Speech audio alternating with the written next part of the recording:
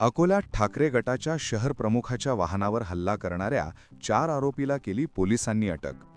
अकोला शहरात राजकीय वातावरण तापण्याची शक्यता असलेली धक्कादायक घटना घडली आहे.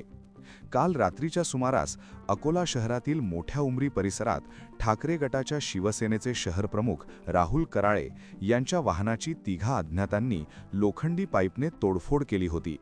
तर राहुल कराळे यांनी याची तक्रार सिव्हिल लाईन पोलीस स्टेशनला दिली होती. तर यात सिव्हिल लाईन पोलिसांनी सीसीटीव्हीच्या फुटेजवरून 4 जणांना अटक केली आहे. तर यात 32 वर्षीय हर्षल मंडलिक, 37 वर्षीय चेतन खंडारे, 25 वर्षीय सागर इंगळे, 27 वर्षीय वैभव गोपनारायण या चौघांना अटक केली असून त्यांना आज न्यायालयात हजर करणार आहे. आपला Vidarbha live bureau report, Akola. काल सिव्हिल लाईन पोलीस स्टेशन येथे 378/2026 कलमचा गुन्हा दाखल झाला. त्याच्यामध्ये सेक्शन 109(1), 324(4), 3(5) भारतीय न्याय संहितेप्रमाणे गुन्हा दाखल करण्यात आला आहे. याच्यामध्ये फिर्यादींनी दिलेल्या माहितीप्रमाणे त्यांच्यावर काही अज्ञात इसमांनी हल्ला केल्याची त्यांनी माहिती दिलेली आहे आणि त्याप्रमाणे त्याच्यात जे इसम आहे ते 2 व्हीलरवर आल्याचं सीसीटीव्हीमध्ये जे प्रथमदर्शनी दिसतंय त्याच्यावरून आम्ही आमच्या 2 टीम तयार केल्यात, 2 टीम रवाना केल्यात आणि तात्काळ ते आरोपी निष्पन्न करण्यासाठी त्यांना सूचना देण्यात आल्या.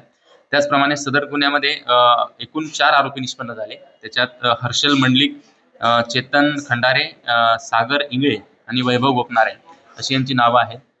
याच्यामध्ये जे आपल्याकडे सध्या अवेलेबल फुटेज आहेत त्याच्याप्रमाणे चौकशी केली असता त्याच्यामध्ये कुठल्याही प्रकारचा अग्निशस्त्र किंवा तलवारीचा वापर झाल्याचं दिसून येत नाहीये. गाडीवर जो वार करण्यात आलेला आहे तो मोठ्या घनानी हातोड्याने तो वार केलेला आहे. या आरोपींना अरेस्ट केलेले आहे. त्यातला जो मुख्य आरोपी निष्पन्न झाला आहे तो वैभव गोपनारायण याच्याकडे चौकशी केली असता फिर्यादीसोबत त्याचे काही वर्षापूर्वी पासूनचे काही पूर्व वैमनस्यामधून ही घटना घडल्याचं प्रथमदर्शनी दिसतंय की ज्याच्यामध्ये एकमेकांकडे खुन्नसनी बघणं असेल किंवा डोळे वाटारून बघणं असेल तर या पद्धतीचा काही रोष मनामध्ये असल्यावरून ही घटना काल घडल्याचं प्रथमदर्शनी दिसतंय.